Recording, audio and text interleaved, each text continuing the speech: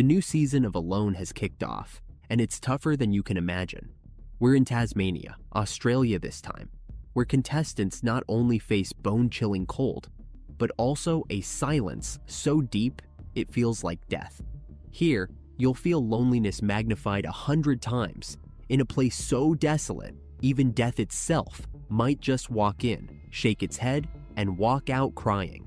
10 survival experts have come to challenge themselves in the wilderness, completely relying on their own skills to survive. The one who lasts the longest will walk away with a whopping $250,000 prize. First up, we have Gina, 52, who looks like a survival powerhouse. From her vibe, it seems like she's here to take the crown. Next, we have 22-year-old Jimmy, a young face in the Alone series. With such a youthful look, it's hard to say if he'll last even 3 days. Then there's Beck, 42, a school teacher using her winter break to test her survival skills. Know your math and science, and you'll be fearless anywhere. This saying is about to be tested on her. Our fourth contestant is Mike, 45, a man with a wealth of adventure experience. Coming here, though, might just be the wildest decision he's ever made. Kate, 41, steps up next, a wildlife biologist well aware of the notorious weather conditions of this place.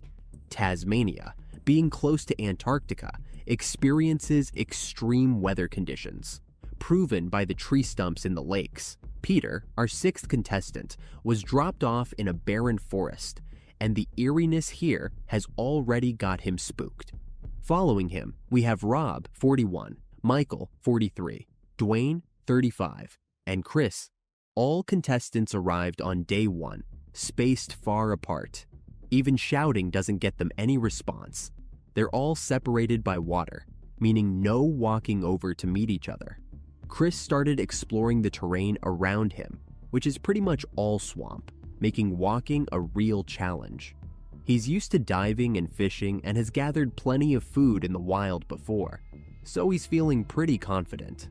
With almost 250 rainy days a year here, Chris realized not having a shelter would be a constant struggle.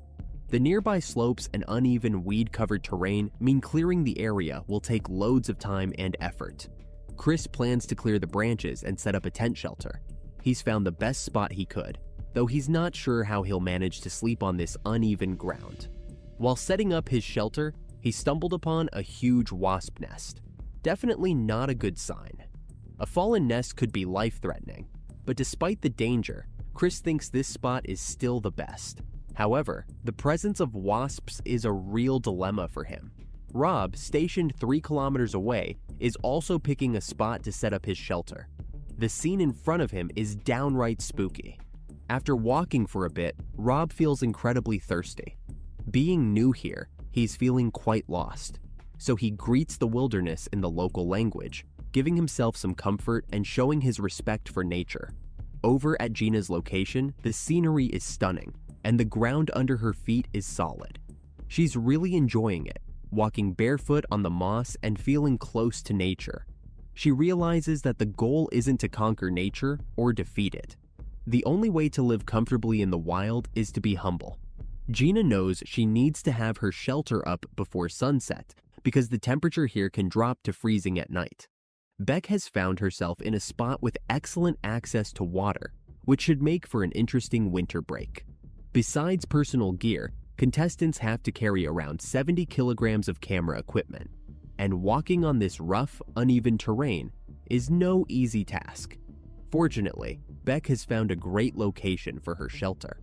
While working, she constantly feels like someone's watching her. She scouts the area and finds a perfect spot for a toilet, though it reeks of Tasmanian devil. Catching one to eat would be a bonus. While she's pondering this, a branch falls and hits her on the head.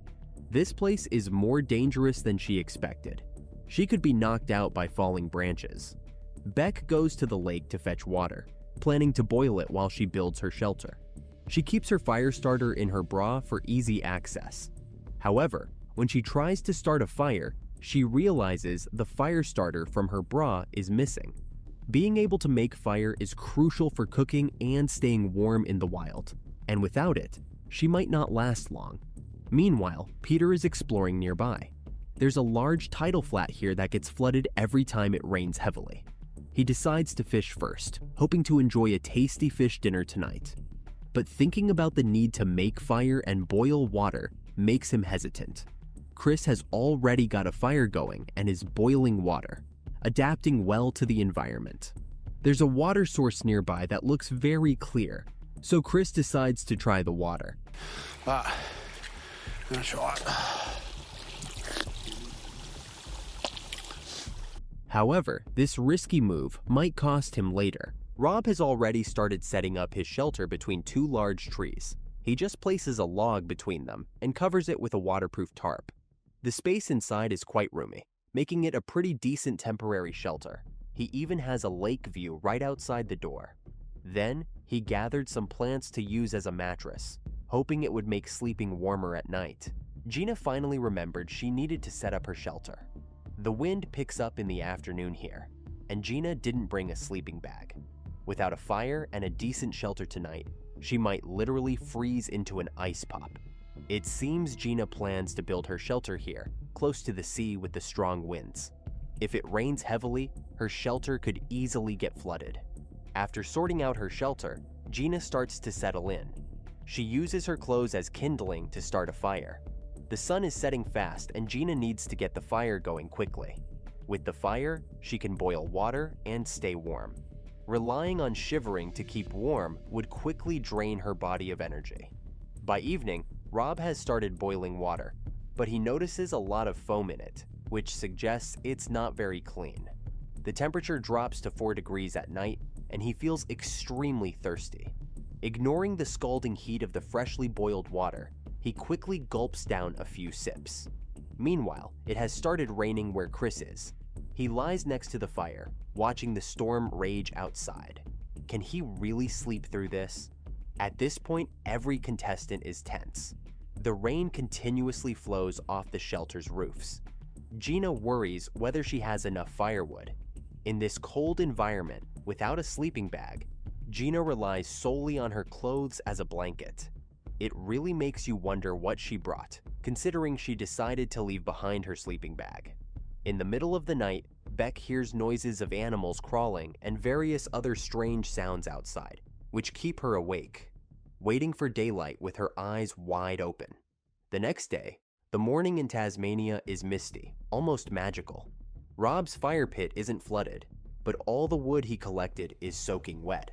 He shivered from the cold all night and woke up to find the shelter's roof had collected a lot of water. However, this water is drinkable. As long as it doesn't collapse the shelter, it can be used as stored drinking water. Then, Rob pulls out a photo of his family.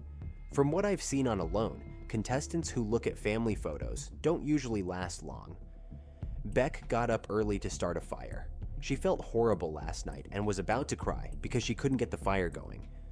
She also felt a bit sick and really missed her family. Rob struggled last night because it was too damp from the rain to start a fire and keep warm. He picked up his satellite phone. What's he going to do? Meanwhile, Beck sat by the sea, also picking up her satellite phone. Could it be that someone's ready to quit the competition just on the second day? The next day, Rob only drank a bit of plain water to stave off hunger. Everything was still drenched. After a whole night of rain, he felt extremely cold and was on the verge of giving up. Whenever he had a moment, he'd take out his family photo and pore over it. Thinking of not being able to be home with his adorable little daughter made him feel awful. After just a short while, the tears started flowing. Without hesitation, he used his satellite phone to call the producers and announce his withdrawal. Just the second day, and Rob quit because he missed his family. Gina spent the morning sunbathing by the lake. It's a dangerous spot, but she enjoyed it. The sun was plentiful where Gina was, so she had the biggest smile among all the contestants. Before coming here, Gina had put on about 50 pounds, but the extra fat made it hard for her to move. Today, Gina was scouting around her shelter, planning to find a good spot to build a long-term shelter. Australia has extreme weather with strong winds, and besides wildlife biting, even the trees can be deadly. There are rubber trees everywhere, and it's easy to get hit by falling branches, So, finding a good spot for a shelter is crucial here. Mike woke up to find his shoes full of water and just drank it all. It's like drinking foot wash. Mike's shelter was pretty basic, but he wasn't worried. He had his own survival strategy, prioritizing food over shelter. As for building a better shelter, well, he wasn't in a rush since he didn't really know how to improve it. The camera goes back to Beck. It rained all night, and her fire was out. Everything around made her uncomfortable. A tree near her shelter was gnawed at and pocked, which scared her. She thought about moving and then figuring out how to hunt for food. Beck kept looking for a good spot to set up her shelter. This open space looked good, but she always felt a chill down her spine. Maybe it was haunted. Frightened, she ran out of there and even tripped and fell. Frustrated, she went back to her shelter, but because she lost her fire starter, she couldn't start a fire. Without a fire, survival was tough, so she just quit the competition to avoid suffering here. Being the youngest contestant in the game, Jimmy was doing surprisingly well. He started a fire and then began moving wood to build a shelter. But after a few minutes, he started feeling hungry. He grabbed his fishing gear and headed to the lake, hoping to catch a fish to eat. The ground was slippery and covered with lots of dead wood. He accidentally slipped and fell. But eventually, he found a good spot and sat down to start his fishing adventure, hoping for a big catch. Chris noticed bubbles on the water's surface and guessed they might be crayfish. So, he hurried back to his shelter to make some fishing tools. Soon, Chris was ready and went back to the water to try his luck at catching crayfish. Peter woke up with his face covered in mud, apparently having rolled out of his shelter during the night. He was also troubled by the rain. It rains here 255 days out of the year, and Peter's clothes and other items were soaked. It was a rough start, and he had to rebuild his shelter. Gina was in great spirits, even dancing in front of the camera for some entertainment. With such a positive attitude, she's bound to succeed at anything. Gina had already picked out a spot to build her shelter and now needed to gather some wood. She had her eyes on a centuries-old towering tree, thinking of chopping it down to build her shelter. Using such large wood, was she planning to build a palace in the wilderness? Gina planned to build a long trapezoidal shelter, which is simple to make and spacious. A good choice. Mike's location was also great. He went to the shore to pick up dry wood, which often contains small bugs that make excellent fishing bait. Trout really love this kind of bait. The underwater environment here is quite complex, making it somewhat challenging to catch fish. So, Mike decided to build a raft to fish in deeper waters. Building a raft was definitely a big project, but to have a chance at catching fish, Mike was willing to do it. While making the raft, nearby crows kept cawing non-stop. If he could catch a crow, that wouldn't be too bad either. Near his shelter, Peter explored the area to try setting up traps to catch some protein. There were many small kangaroo tracks on the ground, and Peter hoped to catch a few to try. Meanwhile, Jimmy was doing a COVID-19 test in his shelter. Bet you didn't expect that. Even in the middle of nowhere, he couldn't escape the fate of getting tested. While waiting, he decided to take a nap. When he woke up and turned on his flashlight, he was shocked to see 2 lines on the test, positive. Despite being cut off from the world, he still managed to catch COVID. When the doctor came to check on him, even wearing goggles, it was confirmed. Jimmy really had caught COVID-19. The doctor was pretty helpless about it. Jimmy had fled to the wilderness, but even there, he couldn't escape the virus. I never would have thought that just on the second day, 3 contestants would already be out of the competition. As evening came, it started to rain lightly. What else might they encounter next? On the 3rd day, Mike woke up complaining. He said he had a tough night since it's really uncomfortable here when it rains. He had been hungry for 2 days, but his body hadn't changed much because he had intentionally gained some extra weight before coming to store up fat. Mike slapped his belly, making funny dwang-dwang sounds. Then he went to the lake to bathe. Even though he was drinking water from his shoes, he was still particular about personal hygiene. After washing up, he headed into the woods to make a fishing rod. He chopped down a straight branch, perfect for the job. He tied a fishing line to one end of the branch. With the fishing tool ready, he needed bait. Usually, you can find some larvae under the bark. He didn't have to chop much to hit the jackpot. Mike found a larva under the bark. If he could catch larvae like this every day, catching a big fish was only a matter of time. Mike used the larva as bait, hooked it, and started fishing. While he was at it, Mike kept on collecting larvae, knowing they directly impacted how often he could fish. With enough larvae, he wouldn't have to worry about not having fish to eat. But while chopping trees for them, he almost chopped his own leg off. It's not that easy to find those bugs after all. Kate woke up in her shelter, all smiles. Seems like she's having a good time here.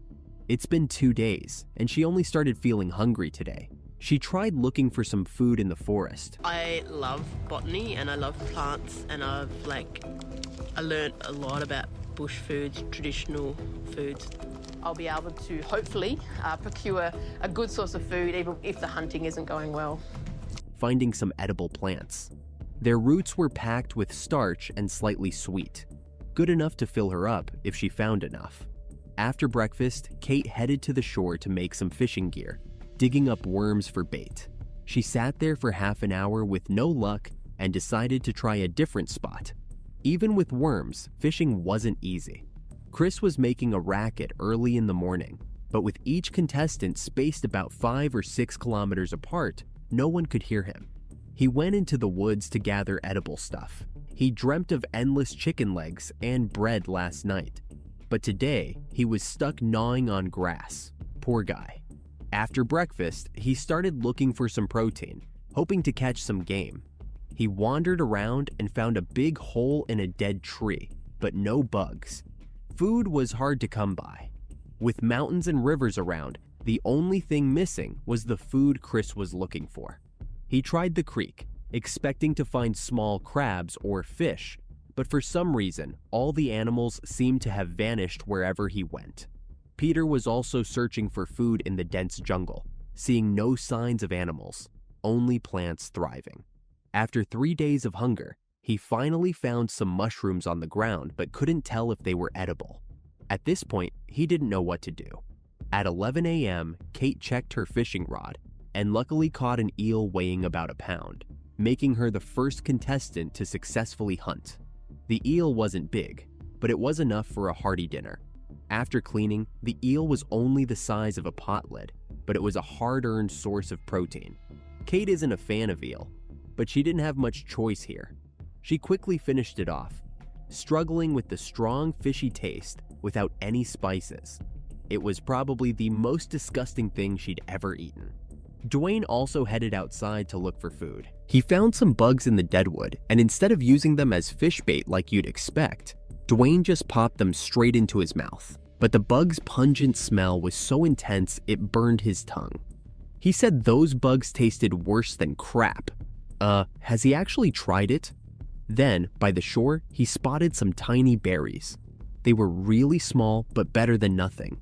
Suddenly, a downpour started, and Dwayne noticed a hole in his tent. That's when he realized he needed to upgrade his shelter. Chris was having a rough time too. He hadn't finished building his shelter or found any food. He was busy weaving a fishing net, which might be more convenient here than fishing with a rod. Making a net is meticulous work, so Chris was moving pretty slow. Meanwhile, Mike started gathering wood to build his shelter, but his fishing setup from this morning hadn't budged. He guessed there were no fish around, so he planned to build a raft to fish farther out. Making a raft was a big project, needing lots of materials and a ton of energy, especially since he hadn't eaten in 3 days and had to keep working. Every stick for the raft had to be smoothed down to avoid ripping the waterproof fabric. It looks like Mike was aiming to build a canoe. Chris finally got his fishing gear ready. He ran to the shore, and it didn't take long before there was a tug on his line. Excited, Chris yanked up the rod, and sure enough, he caught a fish. After 3 days without food, he finally had a successful hunt. The fish wasn't big, but it was enough for a day's meal. With this catch, Chris felt more confident about surviving here. He happily took his fish back to his shelter. Peter still hadn't found anything to eat. He took his axe and headed out into the wild, which was super muddy. It was so slippery he could have fallen, and his own mother wouldn't recognize him. After wandering around for a while and finding nothing to eat, he complained all the way back to camp. Not paying attention, he even took a nasty fall. Just looking at his pained expression, you could tell it hurt a lot. Once back at his shelter, Peter just packed up his stuff and quit the competition. It was only day 3, and already 4 contestants had dropped out. This season's contestants aren't very strong. Looks like just having food could easily win you the championship. On the 4th day, around 1 a.m., Gina was boiling water in her shelter because she had a terrible stomachache that kept her from sleeping. She started sharing her past experiences with the camera. At the age of 38, she was pregnant but was diagnosed with breast cancer. The doctors urged her to terminate the pregnancy due to the life-threatening risks, but Gina chose to continue with it. Tragically, her child also developed cancer at the age of 3 and later died. Overwhelmed by grief, Gina broke down in tears. As a mother, the last thing she wanted was to see her child go. When the sun rose, Gina seemed to have regained her composure. Today was her daughter's birthday, and she hoped the vibrant scenery around her would offer some comfort. Early in the morning, Mike was up watching birds. There were a lot of them in the trees, but unfortunately, he hadn't brought a bow and arrow. Today, Mike planned to continue working on his raft. Only by finishing the raft could he fish in deeper waters. He quickly assembled the structure of the raft, which was just big enough for one person, but he still needed some small branches to perfect it. In the woods, he spotted a large tree covered in scratch marks, likely from a large tree-climbing animal. Mike decided to venture deeper into the forest to look for wildlife. He analyzed the most likely paths the animal would take and set up a camera to see if he could capture anything. Today, Dwayne planned to build a permanent shelter. He chopped a lot of wood and crafted a framework, aiming to build a log cabin shelter. While chopping, he nearly got hit by his own axe, which left him sweating bullets. Dwayne's shelter was built haphazardly with unsecured wood. Feeling something was off with only half the shelter done, he worried about its stability and his safety. After waking up, Michael found a snail on his tent.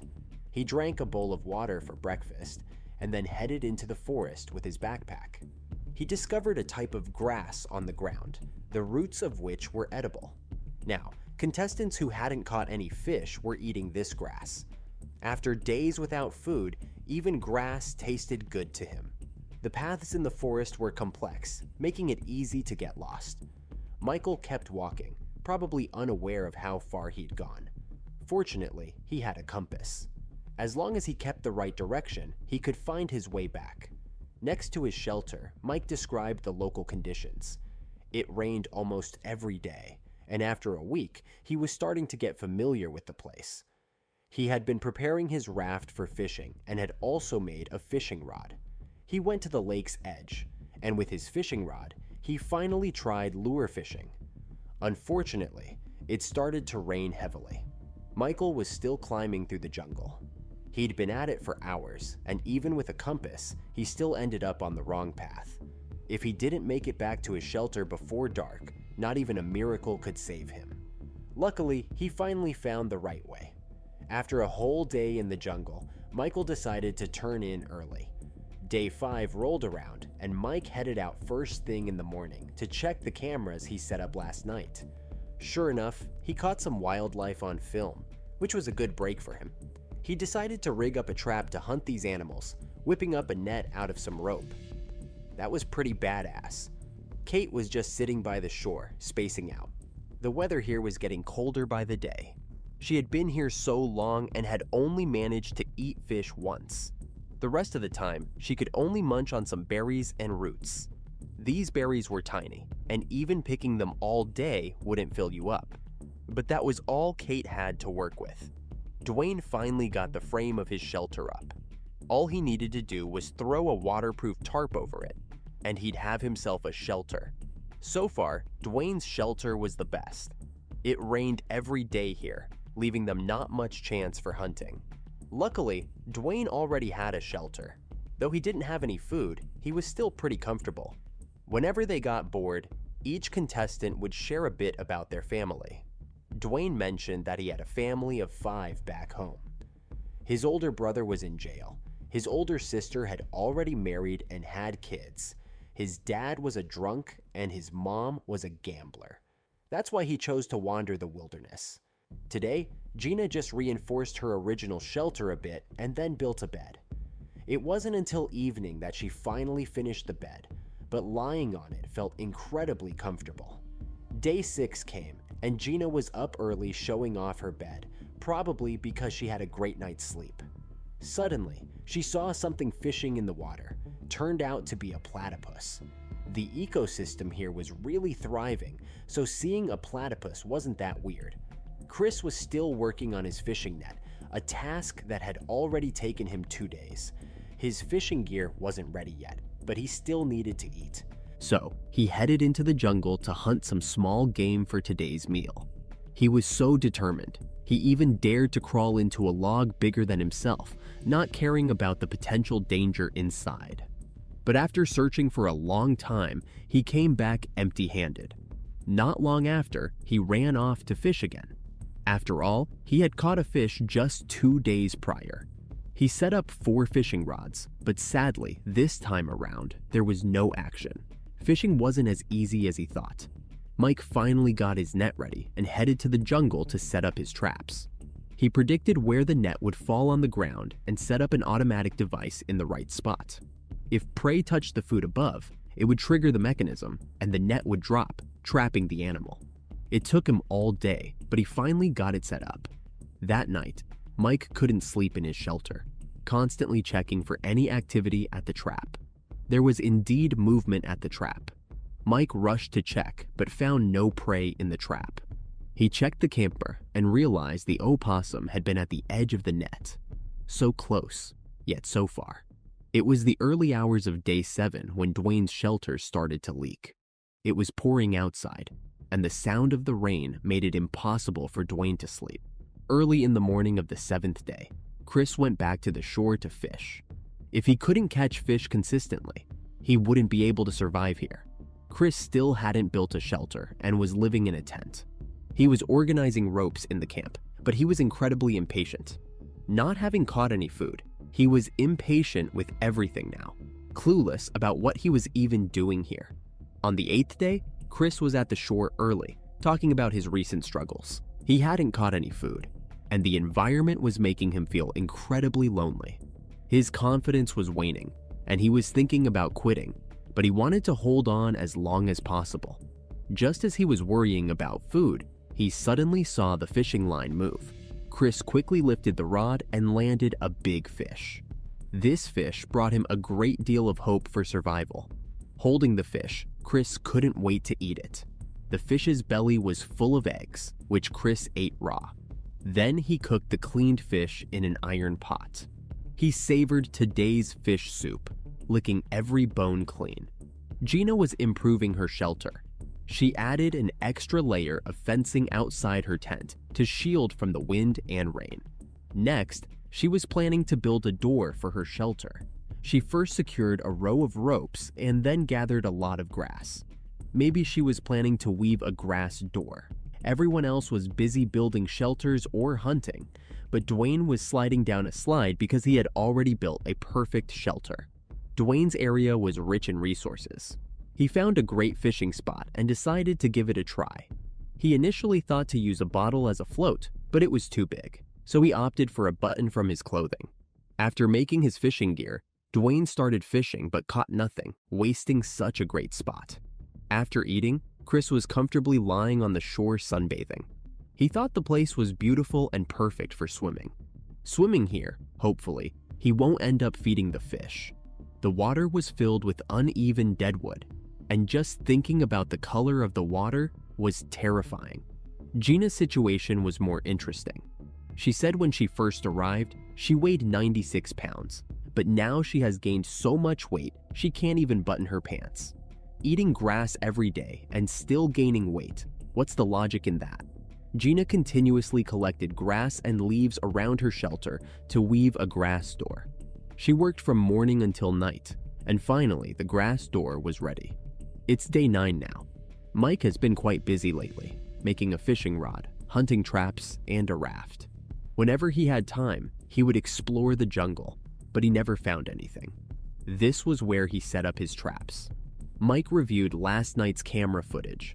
Although animals passed by, they didn't trigger the trap, possibly because the area was too open. Mike planned to make the animals follow a set path by sticking a row of branches in the ground to guide them towards the trap, hoping this would help him catch some food. It often rains here, and Mike's fire pit was outside his shelter. He planned to improve his shelter to protect the fire. The jungle had many large trees, and the bark was very useful. Mike took a piece of bark, which could be used not only as a door, but also as a rain shelter. But the bark was very heavy, and it took a lot of effort to carry it back to his shelter. Dwayne, as usual, went out looking for food, but returned empty-handed. Not giving up, Dwayne went to the shore to fish. This time, he finally caught a fish. He hadn't eaten for 8 days, and this fish literally saved his life. Let's look at Michael's situation. He built a shelter in the jungle. Although it only had one wall, it was already pretty impressive. He kept improving this wall as if a shelter was just one wall. After getting back to his shelter, Dwayne started to make a fire to cook his fish. It was his first attempt at making a fire in the wild, but even with a fire starter, he couldn't get it going. I thought he wouldn't be able to eat that fish today. But what he did next really blew my mind. He just picked up the raw fish and started chomping down on it. Michael was sorting out his hat, and believe it or not, there were bugs growing in it. Oh my goodness, I can only imagine what his hair must be like. Now, it's day 10. This morning, Michael planned to take a bath. He even made a little bath bag out of a waterproof fabric.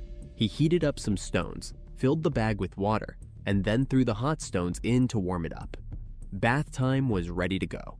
Kate picked some leaves from the forest that turned out to be super useful. She rubbed them together by the shore and quickly created a bunch of foam. These leaves could be used as soap. After washing her hands, she went back into the jungle to look for bugs. Underneath the deadwood and bark, there might be beetle larvae. The environment here is very primitive, with mushrooms on the ground spraying out powder, but it seems like there aren't many animals around. While working, Kate accidentally hurt her hand, but she found some fern that could treat minor hand injuries. Dwayne was sunbathing when he suddenly made a call to the show's crew to quit the competition. Now, he's just waiting for the staff to come and pick him up. His shelter was arguably the best built among all the contestants. It's really a pity he's quitting after all this work, especially now on day 10. Meanwhile, Mike was playing golf. I mean, is this wilderness survival or a wilderness holiday? Last night, he finished making a raft by sewing waterproof fabric onto a frame. This raft was his hope for fishing in deeper waters. After getting everything ready, Mike got on his little boat and tried to paddle out to deeper water. But the next second, the boat just capsized, sending him and the raft straight into the water. His fate is unknown. Let's check in with Gina. She woke up really hungry today, so her main goal is to find some food. Meanwhile, Mike struggled back to shore after his raft sank way faster than he expected. All those days spent building it, and it was totally useless. Chris is still not done with his fishing net. It looks like he's given up on it. He's been trying to find food in the jungle, but no luck so far. He found a small pond and tried fishing there, but you could see right to the bottom. It was empty. I have no idea why he even bothered. After spending half the day searching the jungle and finding nothing, Chris went back to his shelter to zone out. Then he heard a plane fly overhead. Seeing a sign of modern civilization in this remote place almost brought him to tears. He couldn't calm down for a long time and just kept talking to the camera about his thoughts, not even caring if his fishing rods caught anything because he was all caught up in whether that plane was there to check on him. Last night, Kate heard noises around her shelter, so she went out to check and thought it might be a small animal digging. Today she followed the trail but didn't find a single animal hair. She headed back to camp to fish and shared her stories while she fished. Gina didn't find any protein today either. She just took some grass she was using to fix her door, boiled it with a bit of salt. and made a tasty vegetable soup. After eating, Gina sat in the sun but suddenly felt nauseous, probably from eating just grass and not getting enough nutrients. Can she keep up with this survival challenge? It's nighttime now, and Kate is out exploring, trying to find any nearby prey. She did spot a few small animals up in the trees, but she wasn't looking to hunt. She just wanted to know who her neighbors were. Michael didn't get much sleep with the sounds of possums outside his shelter. He recognized their calls immediately, but when he went out to check, he saw no sign of them. It's day 11 now, and hearing the possums again, Michael decided to build a trap. He chopped some wood, picked a good spot, and started setting up his trap, sticking sticks into the ground and setting up a one-way door. Over there, Mike is tweaking his raft again. He fixed up the tail end of it, and now he's gearing up for a second test run. Fingers crossed it works this time. Mike got the raft into the water and cautiously climbed aboard. If it sinks again, he might just call it quits. Luckily, he made it to deeper waters this time. He dropped his fishing hook into the water and kept paddling around, but no fish were biting. As he rowed, he scanned the water and spotted an island. He landed and took a look around but didn't see any signs of game, just a big tree and lots of half-dead grass.